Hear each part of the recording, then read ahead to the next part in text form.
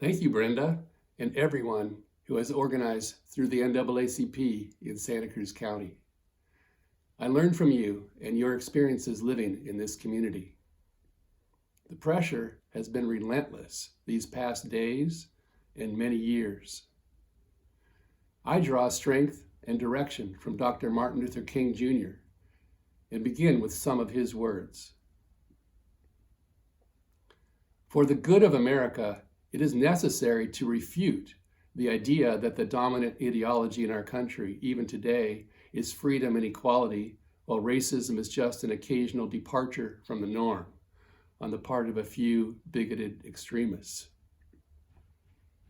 A nation that would keep people in slavery for 244 years will make them things. It will exploit them and poor people economically. And it will have to have foreign investments, and will have to use its military might to protect them. All of these things are tied together. We must honestly face the fact that the movement must address itself to the question of restructuring the whole of American society. We must ask, why are there 40 million poor people in America? And when you begin to ask that question, you begin to question the capitalistic economy. In other words, your whole structure must be changed.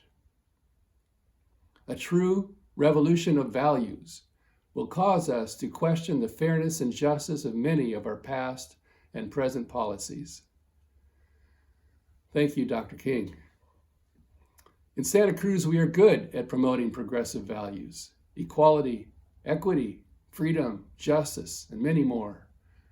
But what does it mean to make a revolution of these values?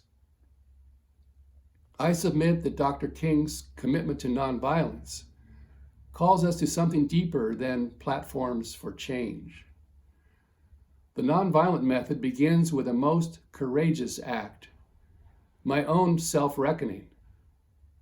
How do I cooperate with oppression?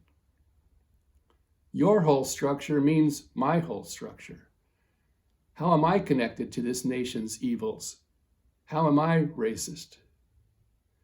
What can I learn from others impacted by my privilege, impacted by the institutions and policies I go along with?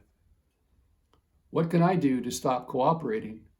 How can I organize in my community to change institutional structures I am part of? Ibram X. Kendi takes the self-critical act of courage even deeper than Dr. King in his book, How to Be an Anti-Racist.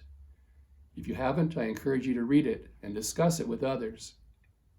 Says Kendi, every policy in every institution, in every community, is producing or sustaining either racial equity or inequity between racial groups. There's no such thing as race-neutral or non-racist policy. And another, the heartbeat of racism is denial. The heartbeat of anti-racism is confession. Personal and institutional confession instead of self-justification. What about us in Santa Cruz County? First, we have a progressive establishment that is mostly white, with 5 white men on the County Board of Supervisors. Well-intentioned progressive coalitions still ask BIPOC communities to join them, to be included, to diversify a political status quo. Let us stop and support new coalitions led by communities of color.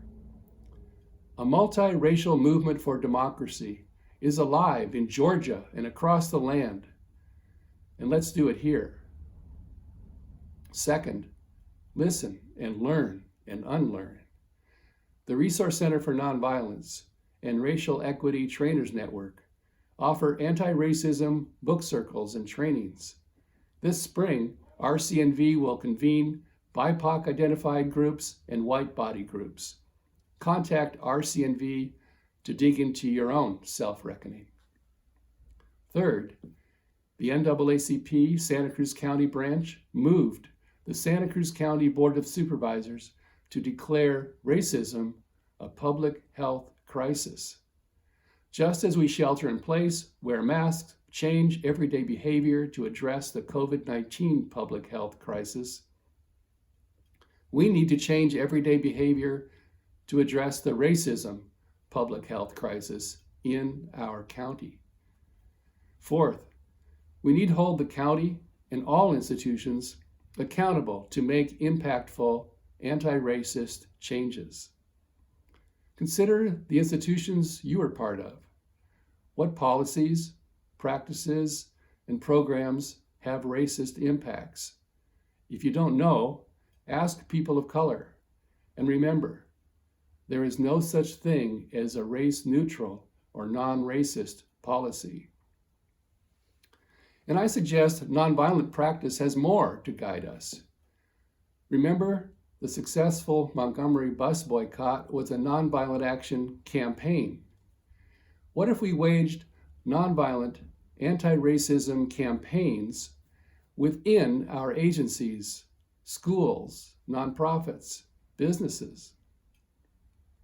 A campaign is not a one-off protest or appeal. A campaign is a variety of actions that educate and mobilize people in the situation, engage decision makers, build support and power over time, and win achievable goals. A campaign does not have to be loud, it has to be firm. The most important thing nonviolence adds to conventional methods is focus on the people involved. Meet in person with institution leaders. Bring those most impacted face to face with leaders. Use creative acts that dramatize, educate, and express the power of people. Perhaps an act of non-cooperation within the institution, or theater, art, or music that persuade in emotional or spiritual ways. A commitment to nonviolence means to wage a struggle knowing we will all be working together after the struggle wins.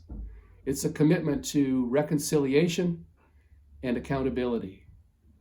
To end racism, we have to struggle in every agency, every business, nonprofit, and political group in Santa Cruz County.